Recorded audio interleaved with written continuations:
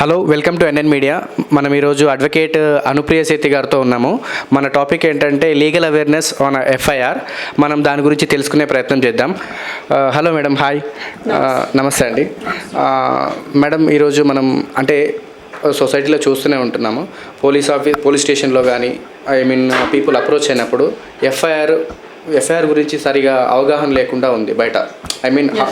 There is no idea about FIR. So మనం దాని గురించి డిస్కస్ చేద్దామా? Madam, first thing, what is FIR? FIR is a first information report under section 154 CRPC. See, FIR can be lodged by a victim or any person who have seen the crime. Okay. Like he can go to the police station and lodge the complaint. He can write the complaint. The first complaint means the information he's giving. Okay. First means first complaint and information and the report. So that is why we have to say first information report. So FIR is lodged in that way. So why FIR is important? Because if any crime has been happened, so as pertaining the crime is, for example, murder he have seen on the road. So under section 300 the FIR is lodged, and 302 is a punishable. So after lodging the FIR, the investigation has been made by the police people. After making the investigation, then the charge sheets are framed, and the charges are framed, then the charge sheet is framed, and this charge sheet has been given to the magistrate and the trial will start. So that is why this FIR has been lodged. What is charge sheet, ma'am? Charge sheet is a charges framed as per the complaint which is written when the investigation has been made by the police people. After making the investigation, the charges are made, the framing of the charges, and after they have framed the charges, then the charge sheet has been made, and this charge sheet has given to the magistrate, and the magistrate will start the trial as per the charge sheet. Whatever the sections are embodied in the FIR, so charges are framed on that. So that is why charge sheet is framed. How FIR will be lodged, ma'am? FIR is lodged under section 154 CRPC by any person who have seen any crime on the road, or a victim who is the victim of the crime. So he can go directly and lodge an FIR. Now FIR is lodged by the police people, and as per the complaint the person is giving. For example, a girl is walking on a road, and any two men are harassing the girl and making her feel on the road that they are going to rape her, and she runs away. So the victim can directly run to the police station and go and write a complaint on the basis of that, what the cause of action happened on the road to her, and as per that the charges are framed. The investigation are made, then the charges are framed, then the charge sheet is made. And next, how to squash the FIR, madam? See, FIR can be squashed only in High Court. Okay, High Court has the authority to squash the FIR. For example, if the judgment is if the framing of charges are wrong, if the person says this is the wrong allegations have been made on me. For example, in 498A cases, the girl will go and lodge 498A dowry harassment framing of charges, lodge an FIR. Under that section 406 is embodied, 506 is embodied, 406 criminal breach of trust, 506 threatening is embodied. Then as per the ground of investigation, and if the other party on the whom the FIR is lodged, the boy side, and if he says it is a false, so he has the power to go to the FIR and squash it. If any false allegation will be lodged by the police people, what are the consequences faced by the police officer by the court, ma'am? See, if the FIR is assumed by the court, may assume and shall assume, there is a two different line in between. May assume means we are assuming this incident may happen, or shall assume means it is happened. Okay, if the judge is assuming, that shall assumes that this FIR is false, then that police inspector is liable for the punishment. Interrogation will be done on him, and the investigation will be given by the higher authority people to investigate why this FIR is wrongly lodged by the police people. Nowadays, we are seeing in some police stations, ma'am, when the people approaches to the police station, some of the police officers are rejecting intentionally to lodge FIR.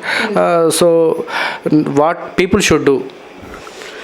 See, if any crime has been happened, like any non-cognizable crime, I want to say about cognizable crime first and non-cognizable crime on this part, because there is in this question there is a meaning why the police people rejects to lodge an FIR. Means cognizable crimes are serious crimes like murder, rape, unlawful assembly. So these are the police people have the power to arrest a person without a warrant. No need to lodge an FIR. Immediately they will arrest it and frame the charge sheet, and they will give it to the magistrate.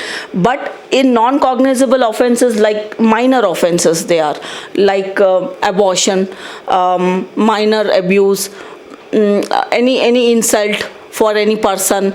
So like this, these are the non-cognizable offences which the police people will not lodge it, but the crime has been happened. Here in non-cognizable offences, the police don't have any power to arrest the person. They have to take the directions from the court orders, then only they can arrest the person.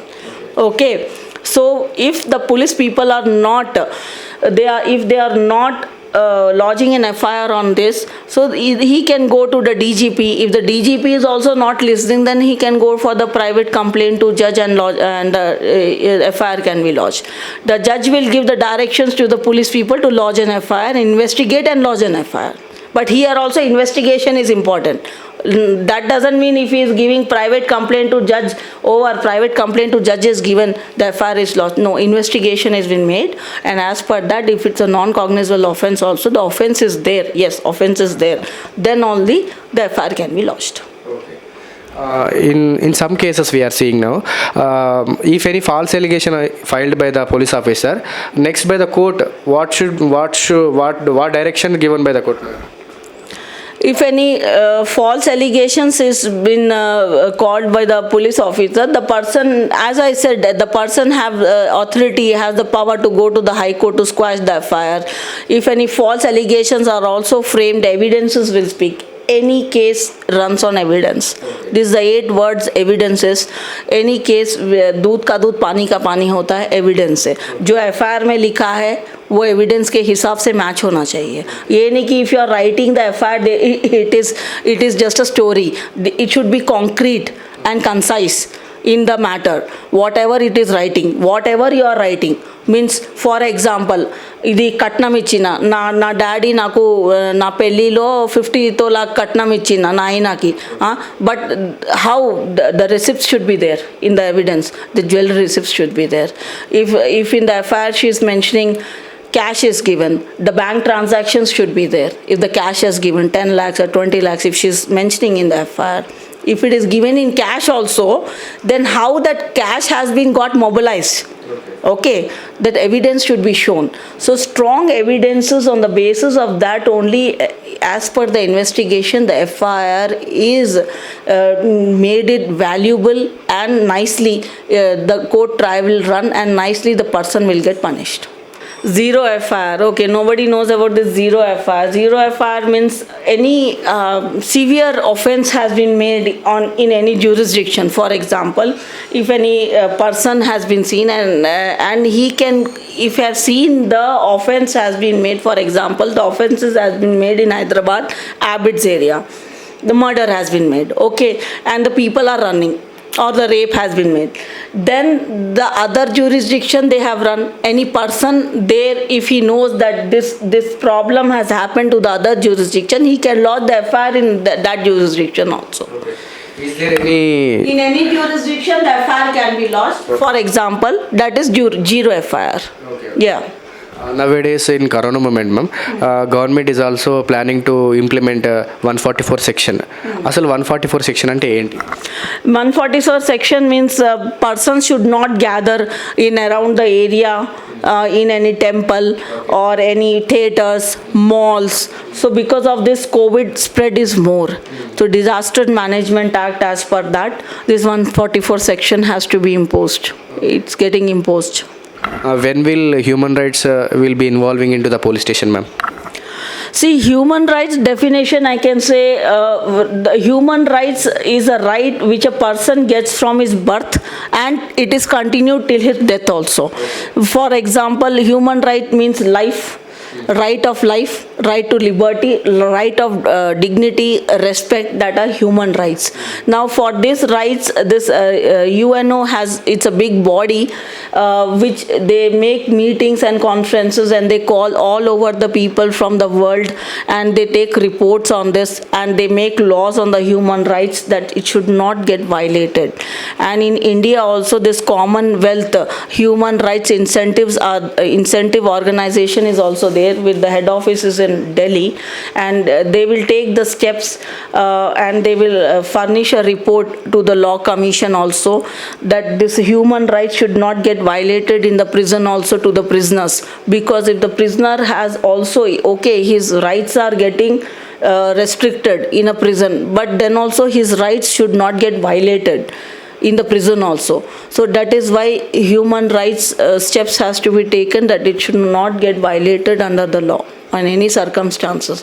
A police person should not hit any person brutally in the judicial custody. So he is violating the human rights of the other person. Madam, nowadays in our society we are seeing about NGO sector under the name of human rights. Do they have any right to handle law and order cases, ma'am? No, they don't have any specific powers to handle law and order cases. But yes, if any person is getting violated under any circumstances, human rights are getting violated, he can go to Human Rights Commission people and lodge an FIR there also. They can also take a complaint of the person and take it and give the report to the magistrate. So this is the way they can go for it. So that is why these organizations are working, that the social, economic of life of the person, dignity of the person, liberty of the person should not get violated. Why India is a democratic country? Because we are free to live, we are free to speak, but that doesn't mean if we are speaking, we should speak extra. Rights, human rights are given, but there are restrictions are imposed. Means if we are speaking, we should not defame any other person. Okay, if we are living, we should not wear the clothes which is not, which is not समझने लायक नहीं है. मतलब कोई लड़की ऐसे आधे कपड़े पहन के चल रही है. So there is also restrictions under this constitution has given, right of freedom, right of speech, right to live, right to talk. So this is that. Do they have any government powers? No.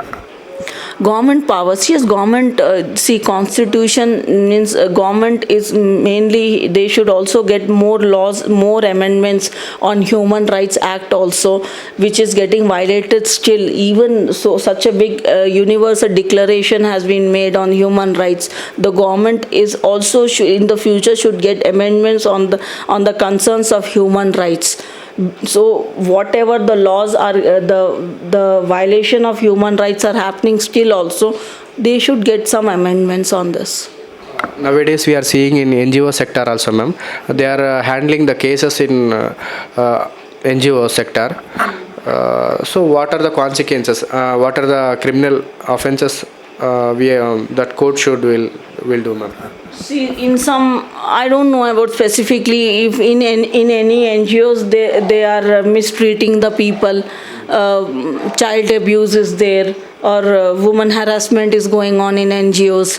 So every NGO, it should be monitored by the commission, any authority of a government body, or directions by the court to check each and every NGO, and they should give the report to the police people also, and that report to be furnished to the magistrate. Is there everything is running in a smoother manner or not? If in any NGO any crime is happening, so it should be action immediately. And in human rights, ma'am, some of the people they do not have any powers to handle the law and order cases, but they are handling in the society under the name of human rights in NGO sector. They do not have any authority of the government power or order. Still, they are handling law and order cases, and they are doing the cases in the court also. Is it a crime, ma'am? No, it is not a crime, I should say, because they are doing socially, because of the people, good things, good beliefs and all, because the crime should stop.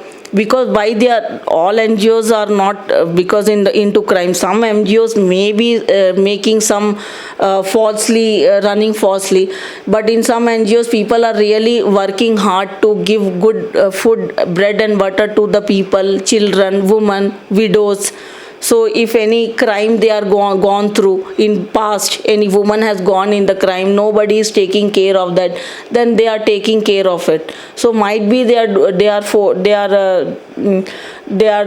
handling by themselves this law and order and to give them justice, but actually they should go to the judiciary only to ask for the relief of the same. I should say that they don't have any powers on this.